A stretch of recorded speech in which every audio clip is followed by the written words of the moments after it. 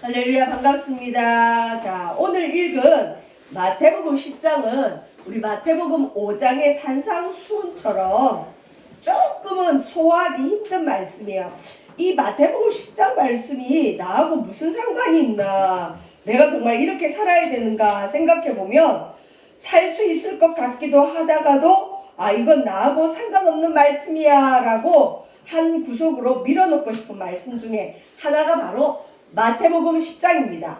좋은 말씀도 있지만 좀 감당하기 힘든 말씀이 있는데, 지금 우리가 오늘 추수감사주일이지만 우리 추수 시리즈 첫 번째 추수는 우리 추수하는 주인 예수님이 어떤 분이라 그랬죠? 죄를 사하는 권세가 있는 분. 그러니까 이 땅에 죄를 사할 수 있는 분은 하나님 한 분밖에 없어요. 근데 삼위일체 되시는 우리 예수님이 죄를 사하십니다. 그래서 중풍병자의 병을 고치시기 전에 네 제사함을 받았느니라 먼저 말을 했죠. 그래서 유대인들이 신성모독한다고 고발을 했어요. 근데 예수님은 실제로 하나님이시기 때문에 이 땅에서 죄를 사할 수 있어요. 여러분, 이 땅에 문제없는 사람은 한 명도 없습니다. 근데 우리가 흔히 전도 이렇게 할 때 당신의 문제는 예수님 믿으면 해결됩니다 그러죠. 근데 그 말이 어느 정도는 맞고 어느 정도는 틀려요. 왜냐하면 맞다는 얘기는 뭐냐면 모든 문제의 근원은 죄예요. 실은 예수님이 들어오면 가정의 죄의 문제가 해결돼요. 죄의 문제가 해결되고 우리 개인에게 죄의 문제가 해결되면 실은 저와 여러분의 문제는 이미 해결된 줄 믿습니다. 자, 두 번째는 모든 문제가 해결된다고 해서 예수님을 믿었는데 내 생각에는 해결이 안 된 것 같아요. 그럼 왜 그럴까요? 내 방식대로 해결되기를 원하기 때문에 해결이 안 된 것 같지만 궁극적인 해결은 됩니다. 왜? 죄의 문제를 해결하기 때문에. 그리고 우리 예수님은 의인을 부르러 온 것이 아니라 죄인을 부르러 오셨다 그랬죠. 그래서 이 땅에 전도 대상자들, 이 땅에 예수께 나올 수 있는 사람은 다 나오는 게 아니에요. 실제로 전도를 해보면 그렇게 많은 사람들이 예수님을 따르려고 하지 않아요. 왜? 내가 굳이 예수 안 믿어도 살 것 같고 내가 죄인인 걸 인정하는 사람이 드물어요. 또 죄인인 걸 인정하더라도 예수가 무슨 내 죄를 사나 이러면서 예수님을 안 받아들이는 사람이 꽤 많습니다. 근데 우리 예수님은 의인을 부르러 온 것이 아니라 죄인을 부르러 오셨다 했고, 그 다음에 추수의 때는 언제가 추수의 때냐? 사람들이 병이 들고 목자 없는 양같이 고생하고 기진하는 것을 보고 예수님은 추수 때가 됐구나, 사람들을 정말 추수해야 될 때가 왔구나 그러면서 제자들에게 이렇게 얘기하죠. 추수할 것은 많되 일꾼이 적다. 그러므로 추수하는 주인에게 청하여 추수할 일꾼을 보내주소서 너희들 기도하라 라고 예수님이 마태복음 9장 우리 끝절에 지난주에 살펴봤죠. 이렇게 말씀을 하셨는데 마태복음 9장이 끝나자마자 10장 1절에 바로 기도 응답이 가요. 추수할 것은 많되 추수할 일꾼이 적으니 추수하는 주인이 누구죠? 하나님이죠. 하나님께 요청해서 추수할 일꾼을 보내주셔서 너희들 기도해라 그랬더니 10장 1절에 바로 예수께서 12제자를 부르십니다. 여러분, 이 12제자는 이스라엘의 12지파, 구약의 12지파가 있거든요. 그 야곱의 12아들을 중심으로 해서 이스라엘의 12지파를 상징하듯이 예수님께도 12명의 제자가 있었는데 예수님이 부르셨대요. 여러분, 교회를 다니다 보면 하나님이 여러분을 부르셨습니다 이런 얘기를 들어요. 저도 그 얘기를 참 많이 들었는데 제 생각에는 하나님이 나를 부른 적이 없고 그냥 내가 교회 오고 싶어서 온 것 같은데 교회를 오면 목사님들이나 선생님들이나 집사님이나 권사님이 자꾸 하나님이 우리를 불렀대요. 지금 이 시간 여러분 예배드리는 여러분도 하나님이 여러분 부르셔서 이 자리에 왔는데, 자, 내가 어떻게 하다가 이 자리에 왔을까요? 내가 예수님을 믿는 건 신비 중에 신비고 기적 중에 기적이에요. 내가 이렇게 예수님 믿게 될 줄 몰랐을 분들이 많아요. 근데 그 내면에는 예수님이 12제자를 부르듯이 우리를 불렀어요. 하나님이 부르지 않으면 예수님께로 올 자가 없다고 그랬어요. 그러니까 저와 여러분이 예수를 그리스도로 고백하고 예수를 그리스도로 인정한다는 건 하나님이 우리를 불러 있다라는 말씀입니다. 저와 여러분, 우리 귀에는 들리지 않고 우리 내면에는 잘 모를 수 있지만 예수님이 12제자를 부르신 것처럼 하나님이 우리를 불렀어요. 오늘 1절에 자, 왜 부르셨느냐?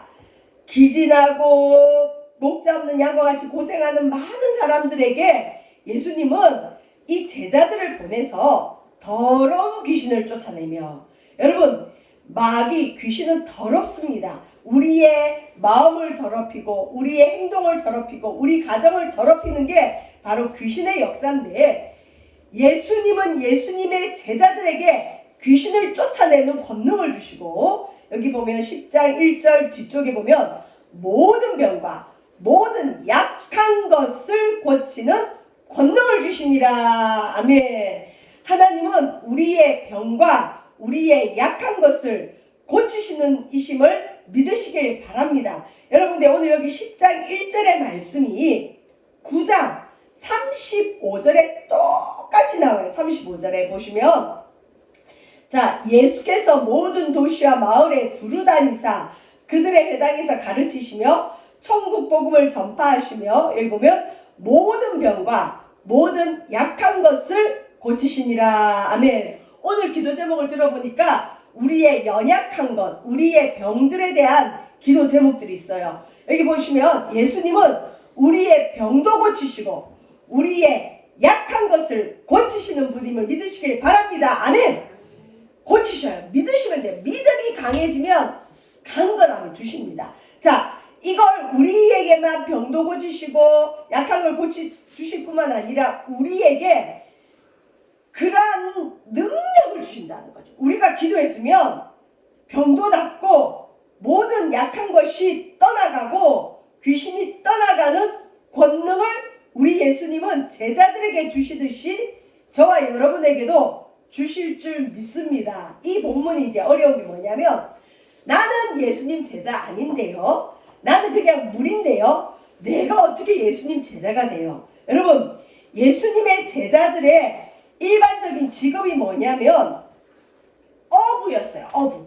뭐 공부를 많이 한 박사들도 아니고 학자들도 아니고 대학교를 나와야 되는 것도 아니고 그냥 자기 삶의 직업, 자기 생계를 이어가는 이 어부 일을 하는 사람도 있고, 또 여기 마태복음을 쓴 마태는 세리장이었어요. 세리장. 세리는 뭐냐면, 뭐 요즘은 세무공무원이 인기가 있지만 이 당시 세리장은 도둑, 남의 것, 이 약탈해서 먹고 사는, 그러니까 도둑 취급받는 사람. 그러니까 예수님의 제자들의 평균이 어떨까요, 여러분? 상류층일까요? 저기 하류층일까요? 하류층이에요. 그러니까 예수님은 약한 자를 들어서 강한 자를 부끄럽게 하시고, 가난한 자를 들어 쓰셔서 부유한 자를 부끄럽게 하십니다. 여러분, 이 기독교는 종교가 아니고 생명이라 그러는데, 종교가 쇠약해지고 타락해지는 증상 중에 하나가 뭐냐? 여러분, 종교가 고급화되면 그 종교는 무너지는 징조예요. 그러니까 주님은 약한 자를 불러서 들어 쓰십니다. 왜? 강한 자가 원래 강하니까 냅둬도 강하게 잘 살아요. 그런데 하나님 없이는 살아갈 수 없는 베드로와 같은 사람, 안드레와 같은 사람, 요한과 같은 사람, 바돌로메와 같은 사람, 이런 세리 마태와 같은 사람을 불러서, 야, 저 도둑이었잖아, 저 사람 어부밖에 안 되는데, 저 사람 공부도 많이 못했는데, 이런 자들을 불러서 예수님은 제자 삼으셨다면 오늘날 저와 여러분도 충분히 예수님께 부름받아서 예수님의 제자와 같은 일들을 감당할 수 있습니다. 이 본문이 나하고 상관없다고 들으면 아무 소용이 없어요. 그런데 예수님이 베드로를 부르셨듯이 나를 부르셔서 나에게도 귀신을 쫓아내고 병을 고치고 약한 것을 강하게 하는 권능을 주실 걸 믿으면 그런 역사가 일어나는 줄 믿습니다. 지금은 중국에 복음의 문이 많이 닫혔어요. 우리 코로나 터지기 전에도 막 중국 교회들이 저기 무너지고 십자가 내리는 이런 우리가 영상도 많이 봤죠. 근데 얼마 전까지만 해도 중국에 복음의 역사가 엄청나게 많았어요. 그래서 복음 전하러 중국 가는 목사님들, 평신도들이 많았는데 들리는 얘기로는 성령의 역사가 중국에 있다는 얘기가 많이 들렸어요. 심지어 중국의 그 시골 같은 데서 어린아이가, 이 초등학교 되는 어린아이가 예수 이름으로 기도하면 오늘 여기 나오는 본문처럼 제자들에게 주신 권능, 귀신이 나가고 병들이 고침받는 역사가 실제로 일어났대요. 여러분, 저와 여러분도 하나님이 부르셨다면 저와 여러분에게도 이런 권능을 주실 줄 믿습니다. 2절에 보시면 자, 12사도의 이름이 나옵니다. 여기 12명의 사도들의 이름은 대부분 아까 말한 것처럼 어부들, 세리장들이죠. 이 사람들의 이름이 나와요. 영광스럽게 나오죠. 자, 베드로라는 시몬, 베드로가 항상 먼저 나와요. 그리고 12제자들의 이름이 2명씩 짝이 지어서 나와요. 베드로와 친형제인 안드레가 있죠. 세베대의 아들 야고보와 요한이 형제예요. 그러니까 베드로, 안드레, 야고보, 요한. 그다음 빌립과 바돌로메, 도마와 세리마테, 알파의 아들 야고보와 다데오. 요 사람들은 여기만 나와요. 또 가나안인 시몬과 가롯 유다, 곧 예수를 판자라. 사람이 많지도 않아요. 겨우 12명을 택했는데 이 12명 중에 한 사람은 누구라고요? 앞으로 예수님을 팔아먹을 제자, 예수님 팔 배신자도 예수님은 부르세요. 자, 근데 예수님은 12제자를 세울 때 자기 생각대로 세우지 않고, 여기는 나와 있지 않지만 누가복음 6장 12절과 13절에 보면 전날 밤에 철야기도 하시고 이 제자들을 세웠대요. 예수님은 예수님을 대신할 제자들을 세울 때 기도하고 세운 것처럼 하나님께서 하나님의 교회를 이끌어갈 때 일꾼들을 세울 때도 교회는 기도하고 세워야 될 줄 믿습니다. 사람 잘못 세우면 교회가 풍비박산 나죠. 무너지죠. 기도하고 세워도 예수님을 팔아먹을 가룟 유다도 세워지는 겁니다. 자, 근데 이제 예수님께서 이 12제자를 왜 세우셨느냐? 예수님을 대신해서 추수하라고 보내세요. 예수님은 몸이 하나여서 한계가 있죠. 그런데 예수님이 12명을 기도해서 세워서 이 12명을 보내십니다. 5절에 보시면 예수께서 이 12를 보내시며 명하여 이르시되, 자, 12명의 제자들에게 추수하라고 보냈는데 먼저는 이방인의 길로도 가지 말고 사마리아인의 고을에도 들어가지 말고. 자, 지금 예수님이 사역하는 동네는 유대 땅이에요. 팔레스타인 지역. 지금 뭐 예루살렘 있고 이스라엘 나라 거기에요. 근데 이 당시 그 이웃 나라들, 하나님 모르는 사람들을 이방인이라 그러거든요. 근데 12제자를 보내시면서 제안을 주십니다. 너희들 그냥 열정이 넘쳐서 아무데나 가지 말고, 이방인의 길로 가지 말고, 하나님 모르는 사람한테 가지 말고, 사마리아인의 고을에도 들어가지 말고. 사마리아인의 고을은 우리나라가 일본을 생각하는 정도의 관계로 보시면 돼요. 유대인들은 사마리아를 굉장히 멸시했고 원수처럼 여겼는데 그 원수 나라에 들어가지 말고, 자, 제자들을 어디로 보내시느냐? 오히려 이스라엘 집에 잃어버린 양에게로 가라. 이스라엘 집이라는 건 하나님을 믿는 유대인들을 뜻해요. 그러니까 같은 유대 민족에게 가서 유대 민족 중에 하나님은 알지만 하나님을 못 만난 사람, 하나님을 알지만 하나님을 만나지 못해서 기진하고 맥진하고 고생하는 그런 자들에게 가서 예수 그리스도를 통한 하나님의 길을 보여주라는 거죠. 자, 이 말씀은 뭐냐면, 여러분, 우리가 흔히 전도할 때 우리 주변의 사람들 중에 예수 안 믿는 사람에게 전도하는 것도 귀한데, 먼저는 내 가족. 내 가족이 예수 믿지 못하고 지옥 가는데 그걸 내버려두면 절대 안 되죠. 예수님도 12제자를 택하셔서 먼저 저 딴 곳까지 가서 다른 나라에 가서 복음 전하려가 아니라 니네 가정, 니네 혈육, 니네 친척에게 가서 먼저 복음을 전해라. 그들이 함께 예수 믿어야 되지 않겠느냐? 그래서 먼저는 우리 가족들, 그 다음에 유대와 사마리아와 그 다음 땅끝까지거든요. 그러니까 제자들에게 제일 먼저 파송하시면서 이스라엘 집에 잃어버린 양에게 가라. 여러분, 이 시간, 내가 만약 이 시간 예수님 다시 오신다면 우리는 천국 가요. 근데 우리의 혈육, 우리의 가족들, 우리 직계 가족들 있죠. 우리의 가족 중에 하나님이 없어. 만약에 지금 이 땅에 인류의 종말이 온다면 천국 못 갈 우리 가족 생각나죠. 그 사람들에게 가라는 거죠. 가서 7절에 보면 전파하여 말하되, 여러분, 남 전도하는 것도 힘들지만 가족 전도하는 건 더 힘들어요. 그래서 가서 뭐라고 얘기하느냐, 딴 얘기하지 말고 다른 말 해봤자 듣지도 않고 오히려 비웃음 당하니까 천국이 가까이 왔다 하고. 여러분, 복음 전할 때 천국 얘기 빼면 할 얘기가 없어요. 솔직히 물어볼까요? 예수 믿고 복 받는 경우가 많아요. 대부분은 복을 받아요. 그렇지만 예수님 잘 믿어도 망하고 병 걸린 사람 있어요. 예수 믿는다고 그러면 이 땅에 고난이 하나도 없나요? 그건 아니죠. 그 대부분은 좋으신 하나님이 복을 주지만 오히려 예수님 안 믿는 불신자들, 타 종교인들 중에 부자들이 더 많아요. 우리나라를 대표하는 큰 기업 있죠. 그 기업의 CEO도 실은 예수님 안 믿잖아요. 근데 그 기업이 우리나라 먹여 살리잖아요. 그걸 뭐라고 해석을 할 거예요?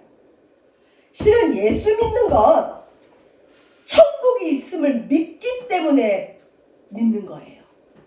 공기가 눈에 보이지 않지만 공기 있어요.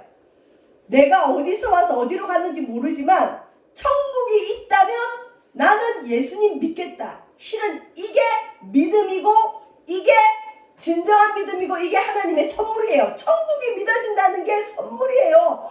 에이, 천국이 어딨어? 막 소리 지르는 분들 있어요.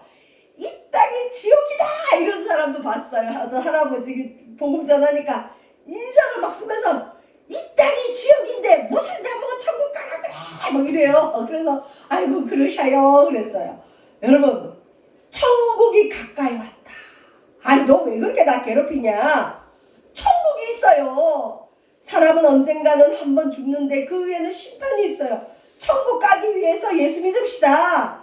천국이 있기 때문에 복음을 전하고 천국이 있기 때문에 예수를 믿는 거죠. 실은 예수님하고 천국은 떼놓을 수가 없어요. 왜 예수 믿느냐? 천국 가기 위해서 믿는 거예요. 원래 기독교가 우리나라를 살렸어요.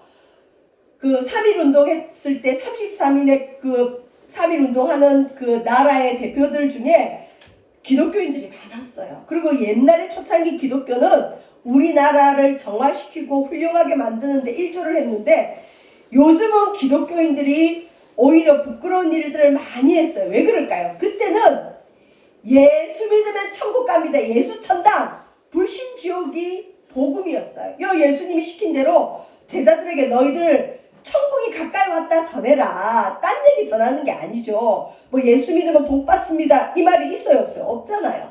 근데 원래는 그게 복음의 핵심이었는데 예수 믿으면 복 받습니다. 이게 복음이 되면서부터 기독교가 타락을 했어요.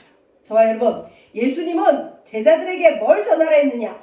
천국이 가까이 왔다 전해라. 천국 때문에 예수님 믿으라는 거죠. 그 다음에 예수님은 권능을 주십니다. 저와 여러분에게도 이런 권능이 있을 줄 믿습니다. 8절에 보면 병든 자를 고치고 죽은 자를 살리며 나병한 자를 깨끗하게 하며 귀신을 쫓아내되 너희가 거저받았으니 거저주라. 거저받았으니 거저주라. 여러분, 믿으면 믿는 대로 됩니다.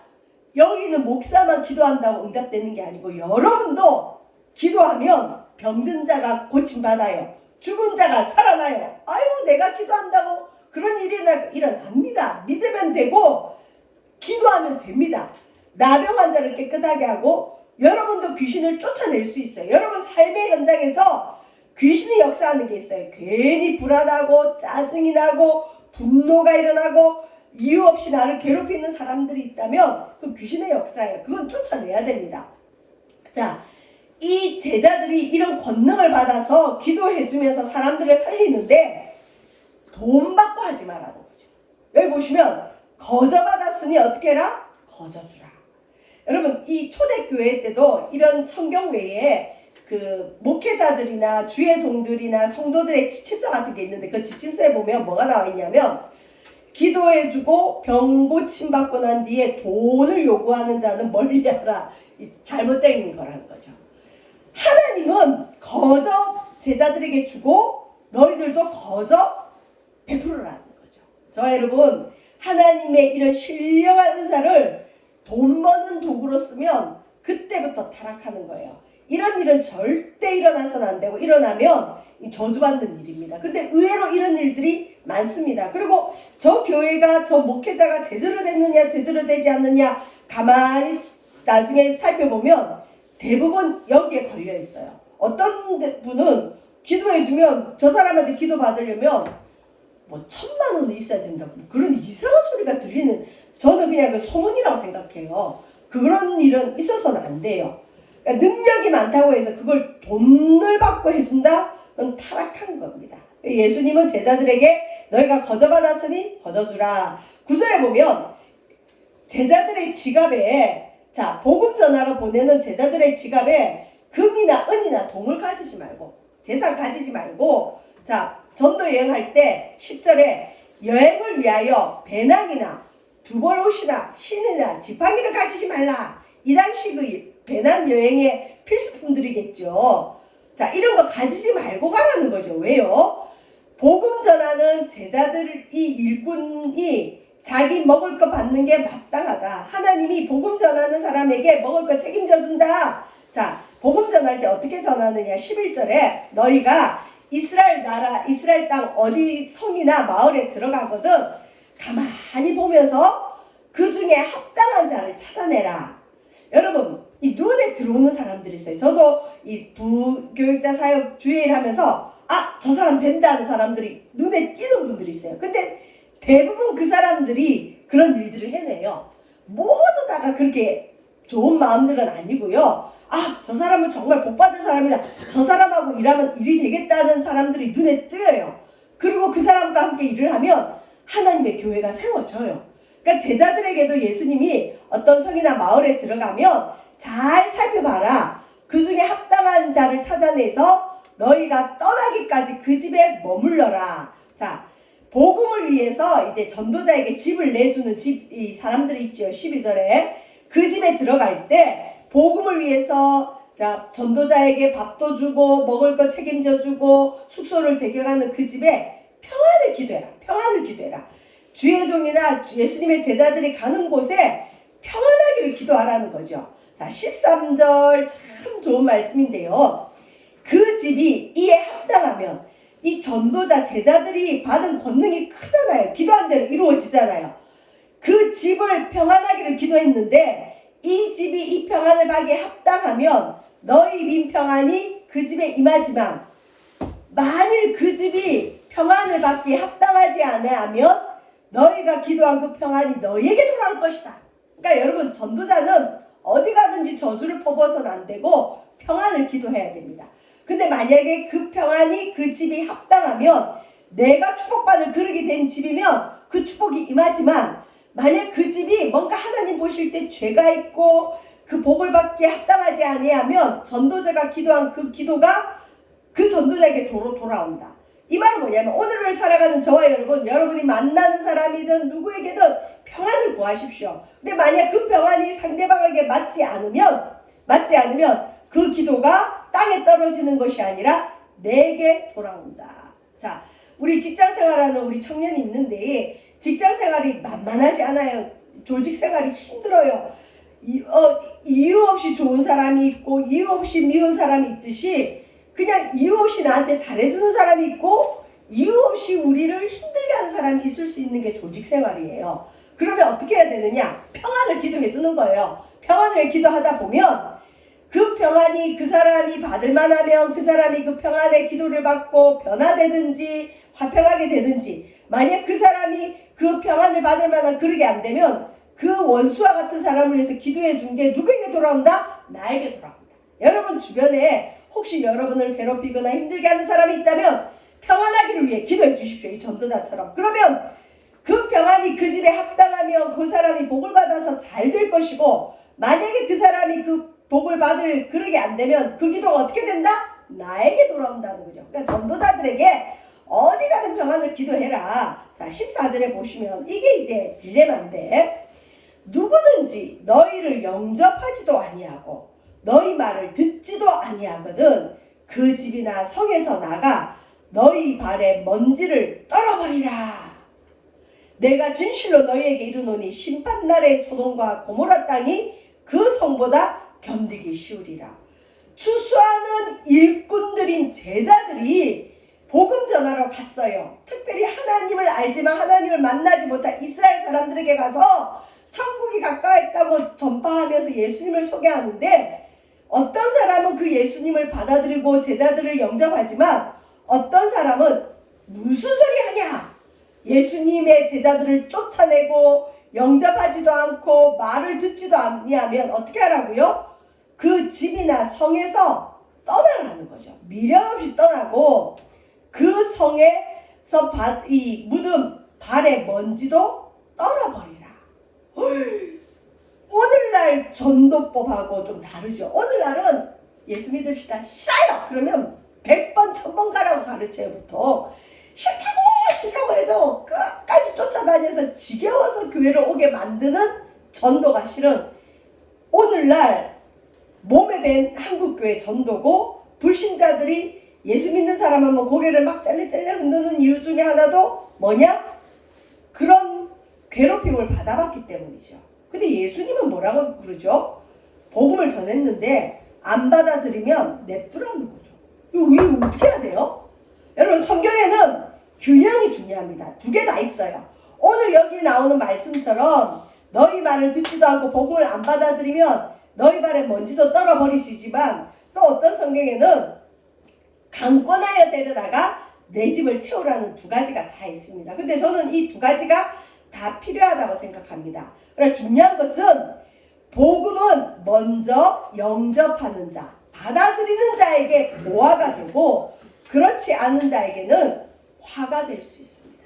저와 여러분, 믿든지 안 믿든지 그건 그 사람의 몫이고 하나님의 역사고, 우리는 이 제자들처럼 전해야 될 책임이 있습니다. 근데 그 사람이 안 받아들인다고 그게 내 잘못은 아니에요. 그래서 누구에게든 예수님을 전하길 바랍니다.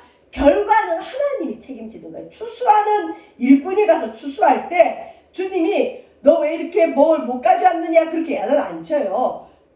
우리는 우리의 도리대로 가서 복음을 전하고 영접하지 않으면 다른 곳으로 옮겨가라는 거죠. 자, 16절을 읽고 이제 마칠 텐데요. 16절, 보라 내가 너희를 보냄이 양을 이리 가운데로 보낸가 같도다. 그러므로 너희는 뱀같이 지혜롭고 비둘기같이 순결하라. 복음 전할 때, 특별히 초대교회 때는 순교, 박해가 많이 일어났어요.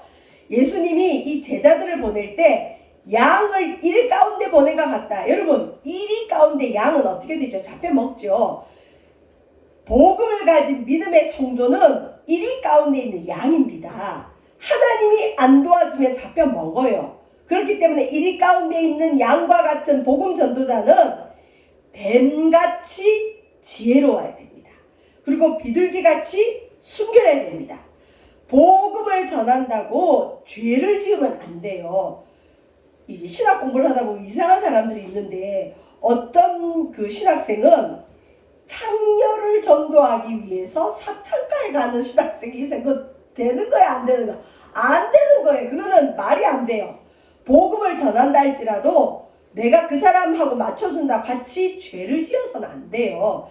비둘기같이 순결하면서, 특별히 복음 전도자는 뱀같이 지혜로워야 된다. 저와 여러분, 주님 앞에 우리는 제자로 부름을 받습니다. 아유, 난 예수님 제자 안 할래요.